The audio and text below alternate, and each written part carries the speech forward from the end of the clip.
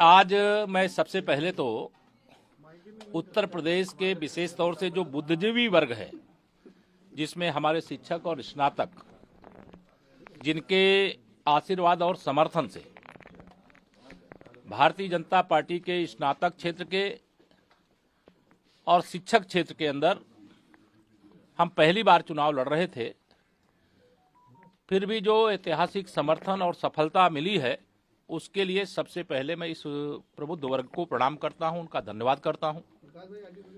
Bharatiya Janata party के एक एक कार्यकर्ताओं का हृदय से अभिनंदन इसलिए करता हूं कि उन्होंने दिन रात परिश्रम करने का काम किया। और जो हमारे विजयी प्रत्याशी हैं, स्नातक क्षेत्र में तो हम लगातार जीत के साथ वापसी कर ही रहे हैं। जो शिक्षक क्षेत्र की एक सीट हमारी जिसका परिणाम आ चुका है, मैं उसी पर बोल रहा हूं। श्री बाबूलाल तिवारी जी भी अब विधान परिषद सदस्य के रूप में उच्च सदन के अंदर अपनी उपस्थिति दर्ज कराने का अधिकृत ऐलान हो चुका है। और समाजवादी पार्टी का सूपड़ा पूरी तरह से साफ हो गया है। उनके अहंकार की हार हो गई है, उनकी गुंडागर्दी की हार हो गई है, उनकी जातिवाद की हार हो गई है, उनकी विकास विरोधी जो राजनीति है उसकी हार हो गई है। और भारतीय जनता पार्टी के प्रति विशेष तौर से बुद्धिजीवी तबका, जो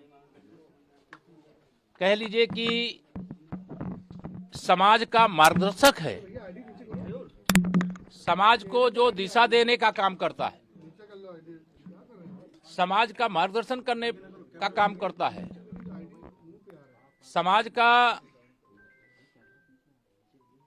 के माध्यम से वह संदेश देने का काम करता है, ऐसा वर्ग उसने भारतीय जनता पार्टी को अपना आशीर्वाद दिया है। और ये 2023 का विधान परिषद का चुनाव नहीं, 2024 के लोकसभा चुनाव का आगाज है। और जिस प्रकार से सपा का सूपड़ा विधान परिषद के चुनाव में साफ हुआ है, वैसे ही लोकसभा के चुनाव में साफ हो जाएगी। सर, बसपा सीटें थी, भले ही एमएलसी की 5 सीटें, लेकिन 40 लोकसभा इसमें आती है और 206 विधानसभाएं आती है, तो क्या माने कि उसका भी रिफ्लेक्शन है? निश्चित तौर से देखिए, ये जो शिक्षक एमएलसी और स्नातक एमएलसी का जो मतदाता है, वह बुद्धिजीवी है और उसके मत का महत्व होता है। वो एक मत नहीं है, वो हजारों लोगों के बारे में, लाखों लोगों के बारे में एक एक मत के माध्यम से संदेश है कि वह भारतीय जनता पार्टी के साथ हैं। माननीय प्रधानमंत्री श्री नरेंद्र मोदी जी, आदरणीय मुख्यमंत्री योगी जी और हमारी नीति, भाजपा की नीतियों के साथ हैं। और उन्होंने भाजपा पर भरोसा जता करके जो अपना आशीर्वाद दिया है, हम हृदय से उनका आभार प्रकट करते हैं। जिस तरीके से रामजीत मानस को लेकर, शूद्र को लेकर सियासत हो रही, मायावती ने ट्वीट किया है, सपा को कहीं न कहीं निशाने पे लिया उन्होंने। मैंने स्पष्ट तौर से ये कहा है कि ये जो इनका चरित्र है, हिंदू विरोधी चरित्र है, राम विरोधी चरित्र है और श्री रामचरित मानस विरोधी चरित्र है और गुंडागर्दी, अराजकता, अपराध का संरक्षण करने वाला चरित्र है, जो विकास विरोधी चरित्र है, ये उसकी हार है। और इसकी भारी कीमत चुकाने के लिए समाजवादी पार्टी तैयार रहे, क्योंकि जनता ने संदेश दिया है कि समाजवादी पार्टी समाप्तवादी पार्टी जो है उनको बीजेपी सिर्फ चुनाव के वक्त याद करती है। जी, दलितों को बीजेपी सिर्फ चुनाव के वक्त याद आती है, बाकी समय वो अछूत हो जाते हैं। नहीं, भारतीय जनता पार्टी की दृष्टि में सबका साथ और सबका विकास का जो महामंत्र हमारे सर्वोच्च नेता ने दिया है, हम उसके अनुसार राष्ट्रीय स्वयंसेवक संघ का स्वयंसेवक होने के नाते भी हमारे यहाँ भेदभाव की राजनीति नहीं होती, बांटो और राज्य करो की राजनीति नहीं होती, तुष्टीकरण की राजनीति नहीं होती, सबको सम्मान और सबको स्थान देने की राजनीति होती है। और आज भारतीय जनता पार्टी सबका साथ, सबका विकास करते हुए देश में भी, प्रदेश में भी सरकार बनाने का काम भी किया है और सरकार शानदार ढंग से चलाने का काम भी किया है। और जनता की अदालत में जब भी चुनावी मुकदमा गया है, तो जो जनता का फैसला भारतीय जनता पार्टी के पक्ष में आया है। इसलिए इस प्रकार के आरोपों का कोई महत्व नहीं। बसपा और अकाली का गठबंधन, बीजेपी उत्साहित है इन नतीजों से, क्योंकि 80 का लक्ष्य है और अब लग रहा है 80 सीटें जीत जाएंगे। नहीं, भाजपा तो सदा सर्वदा उत्साहित है।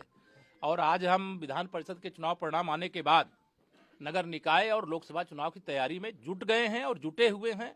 और उत्तर प्रदेश में 80 की 80 सीटें भारतीय जनता पार्टी जीते और फिर से देश के प्रधानमंत्री माननीय श्री नरेंद्र मोदी जी बने, जिन्होंने देश का नाम पूरी दुनिया में गर्व के साथ लेने का अवसर दिया है, देश का सम्मान बढ़ाने का काम किया है, देश की अर्थव्यवस्था को मजबूत करने का काम किया है, गरीबों के लिए भारत सरकार के खजाने को एक तरह से सदा खोले रखने का काम किया है। और मैं कह सकता हूं कि स्वतंत्र भारत के इतिहास का सबसे शानदार बजट या 2023 और 24 का प्रस्तुत हो चुका है। आने वाले समय में देश और प्रदेश को विकास के एक नए ऊंचाई की ओर जाते हुए हम सब देखेंगे। समाजवादी पार्टी के दफ्तर के बाहर जो पोस्टर लग रहे हैं उसमें मायावती ने कहा है कि ये समाजवादी पार्टी शूद्र कह के इनका अपमान कर रही है। बाबा साहब अम्बेडकर ने देखिए, जो हमारे माननीय मुख्यमंत्री जी ने कहा है कि यह सब विकास विरोधी लोग हैं, जातिवादी लोग हैं, गुंडागर्दी और अराजकता का संरक्षण करने वाले लोग हैं और इनको जनता ने नकार दिया है। और इसका तत्काल जो संदेश है, विशेष तौर से यहाँ आम मतदाताओं का चुनाव नहीं था, ये तो प्रबुद्ध वर्ग के मतदाताओं के आशीर्वाद से जो चुनाव का परिणाम आया है, जो एक एक मत 1-1 लाख से अधिक वोटरों को प्रभावित करने का और संदेश देने का और मार्गदर्शन करने का, भाजपा में ही गरीबों का भविष्य है, किसानों का भविष्य है, नौजवानों का भविष्य है और भारत का भविष्य। मांग करते हुए पोस्टर लगाया है सपा ने कि जाति जनगणना जागरण अभियान चलाएंगे, वो आंदोलन करेंगे। नहीं, वो जो भी चलाना चाहते हैं उनका दल जब तक समाप्त नहीं हो जाता तब तक चला सकते हैं, लेकिन जनता उनको नकार रही है और भाजपा को स्वीकार कर रही है। सर, बसपा और अकाली का गठबंधन हो गया, कैसे देखते हैं? इसको मुझसे क्या लेना देना। वो बसपा किसी से गठबंधन करे, सपा किसी से गठबंधन करे, लेकिन 100 में 60 हमारा है, 40% में बंटवारा है, बंटवारे में भी हमारा है। रामदेव बाबा ने बयान दिया सर कि मुसलमान जो हैं वो सिर्फ नमाज पढ़ते हैं 5 वक्त का, उसके बाद कोई भी क्राइम कर ले, चाहे अपराध कर ले, चाहे कुछ कर ले, ईसाई मोमबत्ती जलाते हैं, सारे पाप धुल जाते हैं। अब मैंने बयान अभी देखा नहीं, इसलिए उस पर कोई प्रतिक्रिया करने की मुझे आवश्यकता नहीं लगती। इसलिए इस समय आज की तिथि में हम सब लोग सीधे तौर से जो भारतीय जनता पार्टी ने विधान परिषद के इस चुनाव में शानदार सफलता अर्जित की है, इसके लिए मैं एक बार फिर से जो मतदान करने वाले हैं उनके प्रति